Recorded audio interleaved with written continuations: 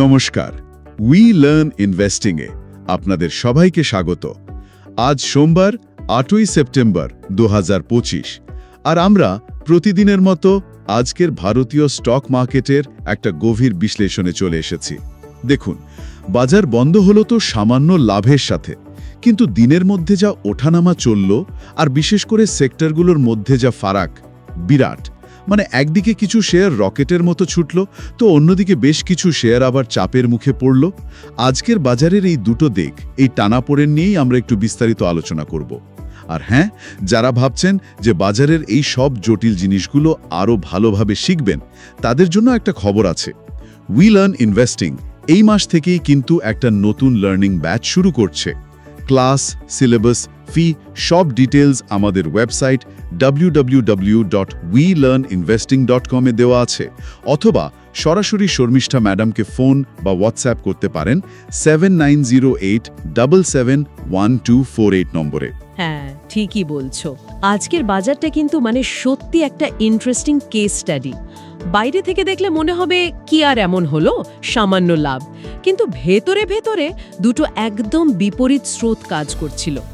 একদিকে যেমন ধরো অটোমোবাইল সেক্টর, ওখানে তো দারুণ উত্তেজনা নতুন সরকারি নীতির ঘোষণায়। আর ঠিক তার উল্টো ছবিটা হলো আইটি সেক্টরে। ওখানে আবার আন্তর্জাতিক বাণিজ্য নিয়ে কিছু চিন্তা, কিছু আশঙ্কা। এই দুটো বিপরীত শক্তি কি করে একে অপরকে প্রায় নিউট্রালাইজ করে দিল আর সূচককে একটা ছোট্ট রেঞ্জে আটকে রাখলো, সেটাই আজ আমরা খুঁটিয়ে দেখব। আমাদের কাছে আজকের বাজারের পুরো ডেটা আছে, সেক্টর ধরে ধরে পারফরমেন্স, তুলনামূলক চিত্র, আর কিছু জরুরি কর্পোরেট খবরও আছে। এগুলো জুড়লে ছবিটা পরিষ্কার হবে। এই ডেটা আর খবরগুলোকে একসাথে রেখে বোঝা ঠিক কি ঘটলো, কেন ঘটলো, আর এর থেকে আগামী দিনের জন্য লগ্নিকারীরা কি শিখতে পারেন, কি ইঙ্গিত পেতে পারেন। আর এই পুরো বিশ্লেষণটা আপনাদের জন্য নিয়ে এসছে উই লার্ন ইনভেস্টিং। আচ্ছা, তাহলে একদম গোড়া থেকে শুরু করি, সূচকগুলো দিয়ে। দিনটা তো বেশ জোরদার শুরু হয়েছিল, তাই না? গ্লোবাল কিউজ বেশ পজিটিভ ছিল মনে হচ্ছে। হ্যাঁ, শুরুটা কিন্তু বেশ ভালোই ছিল। আসলে আমেরিকার চাকরির বাজারের কিছু ডেটা এসেছিল যেটা একটু দুর্বল, তো সেই থেকে একটা আশা তৈরি হয় যে আমেরিকার central bank US federal reserve হয়তো ইন্টারেস্ট রেট কমাতে পারে। এই পজিটিভ সেন্টিমেন্টের জেরেই এশিয়া সহ আমাদের বাজারও শুরুতে বেশ খানিকটা ওপরে উঠেছিল। নিফটি তো প্রায় 24,885 ছুঁয়েছিল, আর সেন্সেক্স 81,170-এর কাছাকাছি। কিন্তু ওই যে বললাম, সেই গতিটা বেশিক্ষণ থাকলো না। দিনের পরের দিকে প্রফিট বুকিং, যারা লাভ করেছিল তারা শেয়ার বেচতে শুরু করলো, আর সেক্টরাল রোটেশন, এক সেক্টর থেকে টাকা তুলে অন্য সেক্টরে লাগানোর খেলাটা খুব পরিষ্কার হয়ে উঠল। সেন্সেক্স তো দিনের হাই থেকে প্রায় 385 পয়েন্ট নিচে নেমে এসেছিল। এটা কিন্তু পরিষ্কার ইঙ্গিত দেয় যে গ্লোবাল কারণগুলো শুরুতে একটু সাহায্য করলেও দিনের শেষে ডোমেস্টিক ফ্যাক্টর বা দেশীয় কারণগুলোই বেশি প্রভাবশালী ছিল আজ। তাহলে ফাইনাল স্কোর কার্ডটা কি দাঁড়ালো? দিনের শেষে সূচকগুলো কোথায় থামলো? বিএসসি সেন্সেক্স বন্ধ হলো 80,787.30-তে, আগের দিনের চেয়ে মাত্র 76.54 পয়েন্ট ওপরে, 0.09% বেড়েছে। দিনের হাই ছিল অবশ্য 81,171.38। আর নিফটি 50? এনএসসি নিফটি 50 থামল 24,773.15-এ। এটা আগের দিনের চেয়ে 32.15 পয়েন্ট বা 0.13% বেশি। এর দিনের হাই ছিল 24,885.50। কিন্তু এখানে একটা ইন্টারেস্টিং ব্যাপার হলো, মিড ক্যাপ 100 ইন্ডেক্স প্রায় 0.50% বেড়ে 57,361-তে বন্ধ হয়েছে, আর স্মল ক্যাপ 100 ইন্ডেক্স 0.16% বেড়ে 17,684-তে। তার মানে কি, বড় কোম্পানিগুলোর থেকে মাঝারি আর ছোট কোম্পানিগুলো আজকে বেশি ভালো পারফর্ম করলো? এটা কি ভালো লক্ষণ বাজারের জন্য? হ্যাঁ, সাধারণত এটাকে বাজারের ব্রেথ বা গভীরতার একটা ভালো লক্ষণ হিসেবেই দেখা হয়। এটা বোঝায় যে লগ্নিকারীদের আগ্রহ শুধু হাতে গোনা কয়েকটা বড় কোম্পানিতে আটকে নেই, তারা অন্যান্য সেগমেন্টেও সুযোগ খুঁজছেন। তবে আজকের দিনের আসল গল্প, আসল ফোকাসটা কিন্তু ওই সেক্টরাল ডাইভারজেন্স, বিভিন্ন সেক্টরের পারফরমেন্সে যে আকাশ পাতাল তফাতটা দেখা গেল, ওটাকে বলা যেতে পারে দ্য গ্রেট ডাইভারজেন্স। ঠিক এখানেই তো আসল মজাটা। একদিকে অটোমোবাইল সেক্টর প্রায় উড়ছে, আর অন্যদিকে আইটি সেক্টর রীতিমতো ধুঁকছে। অটো সেক্টরের এই অসাধারণ পারফরম্যান্সের কারণটা কি? এটা কি শুধুই আজকের ব্যাপার? এর প্রধান কারণ হল ওই জিএসটি 2.0 সংস্কারের ঘোষণা। গত সপ্তাহেই জিএসটি কাউন্সিল বৈঠকে সিদ্ধান্ত হয়েছে যে বেশিরভাগ গাড়ির ওপর জিএসটি 28% থেকে কমিয়ে 18% করা হবে। আর এই নতুন রেট 22 সেপ্টেম্বর থেকে কার্যকর হবে, মানে প্রায় 10% ট্যাক্স কম। এটা কিন্তু বিরাট ব্যাপার। তো এর ফলে গাড়ির দাম কমবে আর তাতে চাহিদা বাড়বে, এই আশাটাই অটো স্টকগুলোতে আজ প্রবল কেনার ঝড় তুলেছে। মানে বিনিয়োগকারীরা প্রায় ঝাঁপিয়ে পড়েছে বলা চলে, নিশ্চিত লাভের আশায়। হ্যাঁ, আর শুধু ঘোষণাই তো নয়, উইকেন্ডে আর আজ সকালেই দেখলাম বড় গাড়ি কোম্পানিগুলো পরিষ্কার জানিয়ে দিয়েছে যে এই জিএসটি কমানোর পুরো ফায়দাটাই তারা কাস্টমারদের দেবে। যেমন মহিন্দ্রা অ্যান্ড মহিন্দ্রা তাদের এসইউভি মডেলে 1 লাখ থেকে প্রায় 1.5 লাখ টাকারও বেশি দাম কমাবে বলেছে। আর আজ দেখুন M&M স্টক 4%-এর বেশি বেড়ে নতুন 52 উইক হাই।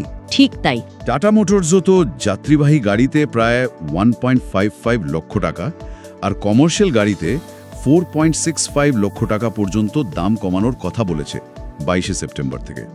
আর টাটা মোটরস তো আজ নিফটি 50-র টপ গেনার ছিল, 4.25% বেড়েছে। একদম। হুন্ডাইও পিছিয়ে নেই, তারাও প্রায় 2.4 লক্ষ টাকা পর্যন্ত দাম কমানোর কথা জানিয়েছে। এই যে নিশ্চিত খবরগুলো কোম্পানিগুলোর তরফ থেকে, এটাই কি পুরো সেক্টরটাকে এতটা বুস্ট দিল? একেবারে। এই পলিসি অ্যানাউন্সমেন্ট আর তার সাথে সাথে কোম্পানিগুলোর এই দ্রুত রেসপন্স, এই দুটো মিলিয়েই অটো সেক্টরকে আজকের দিনে স্টার পারফর্মার বানিয়েছে। নিফটি অটো ইন্ডেক্স আজ 3.30% লাফিয়েছে। Tata Motors, Bajaj auto plus 4.08%, M&M plus 4.01%, Eicher Motors plus 3.31%, সবাই টপ গেইনার্স লিস্টে। আর শুধু গাড়ি নির্মাতারাই নয় কিন্তু, গাড়ির পার্টস যারা বানায়, মানে অটো অ্যান্সিলারি স্টকগুলো, তারাও দারুণ ফল করেছে। যেমন ধরুন ভারত ফোর্জ আজ প্রায় 5.82% বেড়েছে। আর এর ট্রেডিং ভলিউম দেখুন, স্বাভাবিকের চেয়ে প্রায় 6.6 গুণ বেশি। এটা পরিষ্কার দেখাচ্ছে যে পুরো সেক্টর জুড়েই একটা পজিটিভ হাওয়া বইছে। আচ্ছা, আর ঠিক এর উল্টো ছবিটা তাহলে আইটি সেক্টরে। নিফটি আইটি ইন্ডেক্স প্রায় 1% নিচে নেমেছে, মানে -0.94%। এখানে কি সমস্যা হলো? আমেরিকা থেকে ভয়টা কিসের? এখানে মূল কারণটা হলো আমেরিকার সম্ভাব্য ট্যারিফ বা শুল্ক নিয়ে একটা লাগাতার উদ্বেগ। বেশ কিছুদিন ধরেই বাজারে একটা গুঞ্জন আছে যে আমেরিকা হয়তো ভারতের আইটি সার্ভিস এক্সপোর্টসের ওপর নতুন কোনো বিধিনিষেধ বা শুল্ক চাপাতে পারে। যেহেতু আমাদের দেশের আইটি কোম্পানিগুলোর ব্যবসার একটা বড় অংশই আসে আমেরিকার বাজার থেকে, তাই এই ধরনের কোনো পদক্ষেপ এলে তাদের লাভ বা মার্জিনের ওপর একটা খারাপ প্রভাব পড়তে পারে। এই অনিশ্চয়তাটাই কাজ করছে। সেই কারণেই বিনিয়োগকারীরা আইটি স্টক থেকে একটু দূরে থাকছেন বা হয়তো শেয়ার বিক্রি করে দিচ্ছেন। টিসিএস, ইনফোসিস, এইচসিএল টেক মাহিন্দ্রার মতো বড় কোম্পানিগুলোর শেয়ার আজ পড়েছে, আর এরাই তো ইন্ডেক্সকে নিচে টেনে নামিয়েছে। বিদেশি প্রাতিষ্ঠানিক বিনিয়োগকারী বা এফআইআইরা যে লাগাতার শেয়ার বিক্রি করে চলেছে, তার একটা বড় কারণও কিন্তু এই আইটি সেক্টর নিয়ে তাদের উদ্বেগ। তাহলে এই অটো আর আইটি, এই দুটো বিপরীত মেরুর মাঝখানে অন্য সেক্টরগুলোর কি খবর ছিল? তারাও কি খুব নড়াচড়া করেছে? বাকিদের মধ্যে একটা মিশ্র ছবি, মানে মিক্সড পিকচার দেখা গেছে। নিফটি ব্যাংক প্লাস 0.13% আর নিফটি ফিনান্সিয়াল সার্ভিসেস প্লাস 0.21%, খুব সামান্য বেড়েছে। ব্যাংকিং সেক্টর গত কয়েক সপ্তাহ ধরেই একটু যেন থিতিয়ে আছে, আজও তার বিশেষ পরিবর্তন হয়নি। মেটাল সেক্টর প্লাস 0.37% তুলনামূলকভাবে কিছুটা ভালো করেছে। এর পেছনে দেশের বাজারে স্টিলের চাহিদা বাড়ার একটা আউটলুক আছে, আর চীনের সাপ্লাই সাইড রিফর্ম সংক্রান্ত কিছু খবরও সাহায্য করেছে। জেএসডব্লিউ স্টিল প্লাস 2.79% এই সেক্টরের অন্যতম গেইনার্স ছিল। অন্যদিকে এফএমসিজি, মানে যারা দৈনন্দিন ব্যবহারে জিনিস বানায়, হেলথ কেয়ার সেক্টর আর কনজিউমার ডিউরেবলস, মানে টিভি, ফ্রিজ, এসবের সেক্টর, এগুলোতে প্রফিট বুকিং দেখা গেছে। এই সেক্টরগুলোর ইন্ডেক্স আজ নেগেটিভেই বন্ধ হয়েছে। তাহলে মোদ্দা কথা হলো, আজকের বাজারের মূল চালিকা শক্তি ছিল একদিকে নিশ্চিত দেশীয় পলিসি যেমন জিএসটি, আর অন্যদিকে আন্তর্জাতিক অনিশ্চয়তা যেমন ইউএস ট্যারিফ, তাই তো? মনে হচ্ছে গ্লোবাল কিউজের থেকে ডোমেস্টিক কারণগুলোই এখন মার্কেটকে বেশি ডিকটেট করছে। একদম ঠিক ধরেছেন। আজকের বাজার এটাই খুব পরিষ্কার করে দিল যেখানে পলিসি নিয়ে একটা স্বচ্ছতা আছে, একটা নিশ্চিত খবর আছে, আর দেশের ভেতরের চাহিদা বাড়ার সম্ভাবনা দেখা যাচ্ছে, যেমন অটো সেক্টর, সেখানে বিনিয়োগকারীরা বেশ আত্মবিশ্বাসী, টাকা ঢালছেন। আর যেখানে আন্তর্জাতিক পরিস্থিতি বা নীতির কারণে একটা ধোঁয়াশা বা অনিশ্চয়তা আছে, যেমন আইটি সেক্টর, সেখান থেকে তারা আপাতত একটু সেফ খেলছেন, টাকা সরিয়ে নিচ্ছেন। এটা শুধু আজকের ব্যাপার নয়, গত কয়েক মাস ধরেই কিন্তু এই প্রবণতাটা লক্ষ্য করা যাচ্ছে যে ভারতীয় অর্থনীতি যেন নিজস্ব শক্তিতে চলার চেষ্টা করছে। অবশ্যই বিশ্ববাজারের প্রভাব আছে, অস্বীকার করার জায়গা নেই, কিন্তু দেশীয় নীতি বা চাহিদা অনেক ক্ষেত্রেই বেশি নির্ধারক বা ডিসিসিভ ফ্যাক্টর হয়ে উঠছে। উইলন ইনভেস্টিং সবসময় চেষ্টা করে বাজারের এই আন্ডারলাইং থিম বা ভেতরের মূল স্রোতগুলোকে ধরতে এবং বোঝাতে। আপনারা শুনছেন উই লার্ন ইনভেস্টিং। চলুন এবার একটু চোখ রাখা যাক আজকে টপ মুভার্স আর কিছু কর্পোরেট ডেভেলপমেন্টসের দিকে। টপ গেইনার্সের লিস্ট তো প্রায় পুরোটাই অটো সেক্টর দখল করে রেখেছিল, সেটা তো আমরা দেখলাম। আচ্ছা, লুজার্সদের মধ্যে কারা ছিল আর তাদের শেয়ার পড়ার কারণ কি হতে পারে? আজকে টপ লুজার ছিল ট্রেন্ট, প্রায় 4% পড়েছে শেয়ারটা। এর পেছনে সেরকম কোনো খারাপ খবর কিন্তু নেই। সম্ভবত স্টকটা রিসেন্টলি বেশ খানিকটা বেড়েছিল, আর এর ভ্যালুয়েশন মানে শেয়ারের দাম তার ব্যবসার তুলনায় একটু বেশি। এই ধারণা থেকে কিছু বিনিয়োগকারী হয়তো প্রফিট বুকিং করেছেন। এই ধরনের হাই গ্রোথ, হাই ভ্যালুয়েশন স্টকগুলোতে বাজারের সামান্য অস্থিরতাতেই কিন্তু এরকম লাভ তুলে নেওয়ার প্রবণতা দেখা যায়। এশিয়ান পেইন্টস পড়েছে প্রায় 1.74%। এখানে কারণটা হলো রঙের ব্যবসায় কম্পিটিশন বাড়ছে, আর কাঁচামালের দাম বাড়ার কারণে মার্জিন প্রেশার বা লাভের ওপর চাপ নিয়ে একটা দীর্ঘদিনের চিন্তা আছে।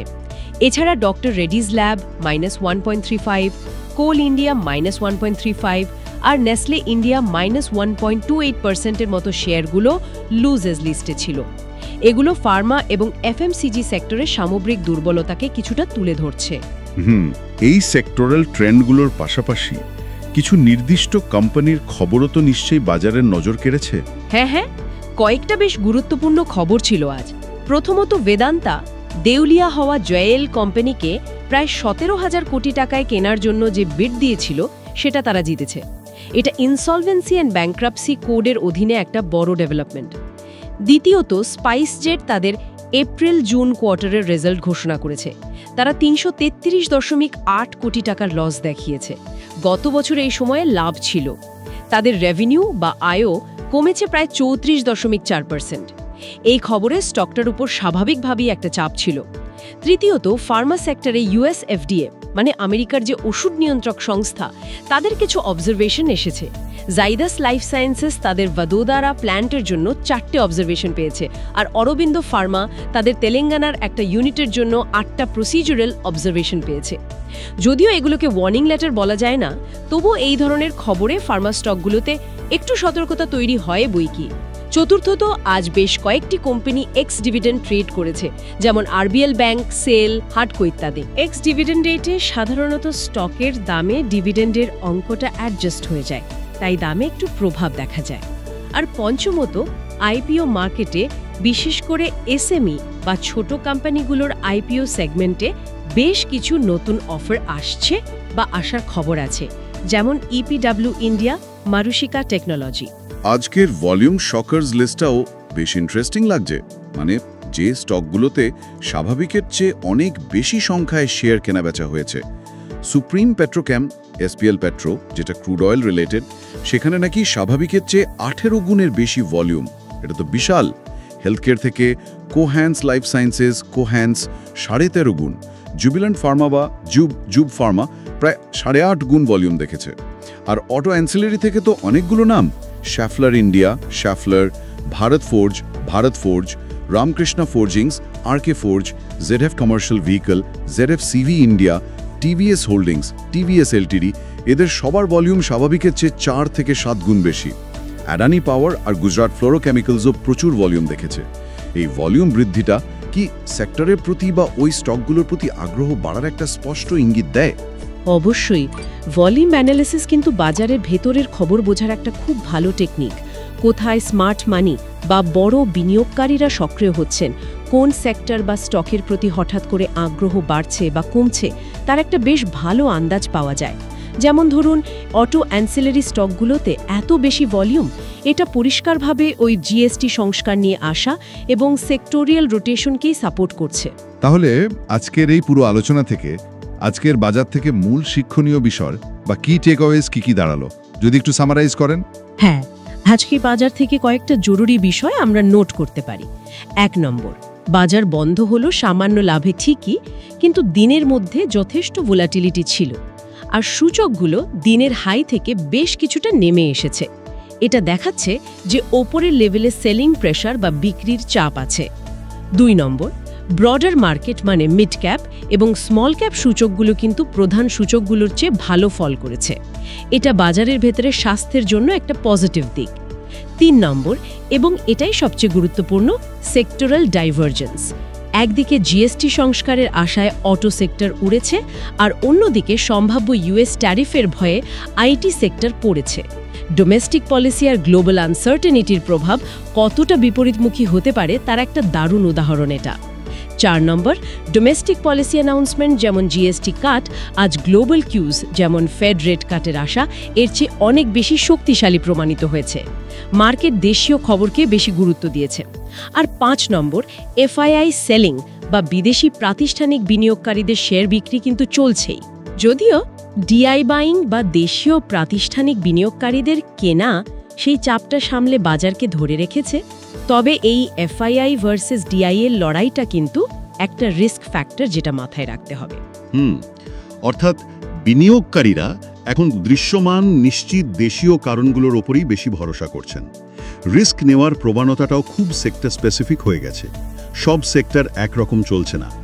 বাজারের এই চরিত্রটা বোঝা কিন্তু স্ট্র্যাটেজি তৈরির জন্য খুব জরুরি, আর উই লার্ন ইনভেস্টিং ঠিক এই জিনিসগুলোই শেখানোর চেষ্টা করে সব সময়। টেকনিক্যাল দিক থেকে দেখি তাহলে নিফটি 50 এখন একটা কনসলিডেশন বা স্থির হওয়ার পর্যায়ে আছে বলে মনে হচ্ছে। নিচের দিকে 24,500 থেকে 24,600 পয়েন্টের যে স্তরটা, ওটা খুব গুরুত্বপূর্ণ একটা সাপোর্ট জোন। এই লেভেলটা যদি ধরে রাখতে পারে তাহলে বাজার স্থিতিশীল থাকবে, কিন্তু এর নিচে চলে গেলে কিন্তু চাপ বাড়তে পারে। অন্যদিকে ওপরের দিকে 25,000 পয়েন্টের লেভেলটা একটা বড় সাইকোলজিক্যাল এবং টেকনিক্যাল রেজিস্ট্যান্স বা বাধা, মানে এই লেভেলটা পেরোতে একটু বেগ পেতে হতে পারে। যদি এটা টপকাতে পারে তাহলে বাজারে নতুন করে গতি আসতে পারে। সেক্ষেত্রে পরবর্তী লক্ষ্য হতে পারে 25,300 এবং 25,500। একটা ভালো দিক হলো ইন্ডিয়া ভিআইএক্স বা ভলেটিলিটি ইন্ডেক্স এখনও বেশ নিচের দিকেই আছে, প্রায় 0.78। এটা ইঙ্গিত করছে যে বাজারে বড় ধরনের কোনো আতঙ্ক বা ভীতি আপাতত নেই। বেশ, তাহলে এই সপ্তাহে বা আগামী দিনগুলোতে কোন বিষয়গুলোর ওপর আমাদের বিশেষ করে নজর রাখতে হবে? What should we watch out for? মূলত 3টে বিষয়ের উপর নজর রাখা দরকার বলে আমার মনে হয়। প্রথমত, সেক্টরাল রোটেশন। আজকের এই অটো বনাম আইটির যে বিপরীত চাল দেখলাম, সেটা কি বজায় থাকে, নাকি অন্য কোনো সেক্টর নেতৃত্ব দিতে এগিয়ে আসে? অটো সেক্টরে কি এবার প্রফিট বুকিং আসবে, নাকি গতিটা থাকবে? এই জিনিসটা দেখতে হবে। দ্বিতীয়ত, কি ট্রিগার্স। ইউএস ইন্ডিয়া ট্রেড নিয়ে যে কোনো নতুন খবর আইটি সেক্টরকে সরাসরি প্রভাবিত করতে পারে। এছাড়াও আমেরিকার আসন্ন ইনফ্লেশন ডেটা মানে সিপিআই পিপিআই ডেটা খুব গুরুত্বপূর্ণ হবে, কারণ ওটা ফেডের সিদ্ধান্ত আর এফআইআই ফ্লো দুটোকেই প্রভাবিত করবে। আর তৃতীয়ত, ইনস্টিটিউশনাল ফ্লোজ। এফআইআই এবং ডিআইআইদের প্রতিদিনের কেনাবেচার ডেটা খুব ক্লোজলি ট্র্যাক করতে হবে। এফআইআই সেলিং কি কমে, নাকি ডিআইআই বাইং সেটাকে আগের মতনই সামলাতে পারে, এটা খুব ভাইটাল। আচ্ছা, এই পরিস্থিতিতে মানে এরকম একটা সেক্টরালি ডাইভার্জেন্ট মার্কেটে বিনিয়োগকারীদের জন্য অ্যানালিস্টরা সাধারণভাবে কি স্ট্র্যাটেজি নেওয়ার কথা বলছেন? দেখুন, বেশিরভাগ অ্যানালিস্ট এখন বাই অন ডিপস বা পতনে কেনার কথাই বলছেন, তবে একটা শর্ত সহ, যতক্ষণ নিফটির ওই 24,500 সাপোর্ট লেভেলটা ধরে রাখছে। তাদের ধারণা বাজার সম্ভবত খুব তাড়াতাড়ি বড় কোনো মুভ না দিয়ে 24,400 থেকে 25,000-এর মধ্যে কিছুদিন ঘোরাফেরা করতে পারে। পোর্টফোলিও তৈরির ক্ষেত্রে ডোমেস্টিক থিম নির্ভর সেক্টর যেমন অটো, ক্যাপিটাল গুডস, ইনফ্রাস্ট্রাকচার এগুলোর ওপর জোর দেওয়া যেতে পারে বলে অনেকে মনে করছেন। আর যাদের পোর্টফোলিওতে আইটি শেয়ারের পরিমাণ বেশি, তারা হয়তো আমেরিকার বাণিজ্য পরিস্থিতি আরও একটু পরিষ্কার না হওয়া পর্যন্ত হেজিং বা ঝুঁকি কমানোর কোনো কৌশল নিয়ে ভাবতে পারেন। So what does this all mean? এর মানে দাঁড়াচ্ছে বাজার এখন খুব সিলেক্টিভ হয়ে গেছে। সব সেক্টর বা সব স্টক একসাথে উঠছে না। পলিসি এবং জিওপলিটিক্সের প্রভাব সেক্টর অনুযায়ী পড়ছে, একদম আলাদা আলাদাভাবে। বিনিয়োগকারীদের তাই আরও বেশি করে স্টক স্পেসিফিক এবং সেক্টর স্পেসিফিক হতে হবে। একদম। একটা ব্রড বেসড র্যালি, মানে যেখানে বেশিরভাগ শেয়ারই ওঠে, সেটার জন্য হয়তো আরও একটু অপেক্ষা করতে হবে, অথবা কোনো বড় পজিটিভ ট্রিগার দরকার। আজকের এই গভীর আলোচনা আমরা এখানেই শেষ করছি। আশা করি 8ই সেপ্টেম্বর 2025-এর বাজারের এই পুঙ্খানুপুঙ্খ বিশ্লেষণ আপনাদের তথ্যভিত্তিক সিদ্ধান্ত নিতে সাহায্য করবে। বাজারের প্রতিটি পদক্ষেপ থেকে শিখতে থাকুন উই লার্ন ইনভেস্টিংয়ের সাথে। আর আবারও মনে করিয়ে দিই, যারা সিস্টেম্যাটিকভাবে শেয়ার বাজার শিখতে আগ্রহী, তাদের জন্য আমাদের নতুন লার্নিং ব্যাচ এই মাসেই শুরু হচ্ছে। বিস্তারিত জানতে দেখুন www.welearninvesting.com অথবা যোগাযোগ করুন শর্মিষ্ঠা ম্যাডামের সাথে, নম্বর 7908771248। অবশ্যই মনে রাখবেন, আজকের বাজারের এই সেক্টরাল ডাইভারজেন্স কিন্তু আমাদের একটা জরুরি শিক্ষা দেয়। সেটা হলো ঝুঁকি এবং সুযোগ দুটোই সেক্টর স্পেসিফিক হতে পারে। আর পলিসি অ্যানাউন্সমেন্ট বা সরকারি নীতি কত দ্রুত এবং কতটা জোরালোভাবে বাজারকে প্রভাবিত করতে পারে। Understanding policy impact is really কি নাও। এই বিশ্লেষণটি মন দিয়ে শোনার জন্য আপনাদের অসংখ্য ধন্যবাদ। উই লার্ন ইনভেস্টিং ইউটিউব চ্যানেলের পক্ষ থেকে আবারও ধন্যবাদ জানাই। আগামী পর্বে আবার নতুন কোনো ইন্টারেস্টিং বিষয় নিয়ে হাজির হব। চোখ রাখুন উই লার্ন ইনভেস্টিংয়ে। নমস্কার।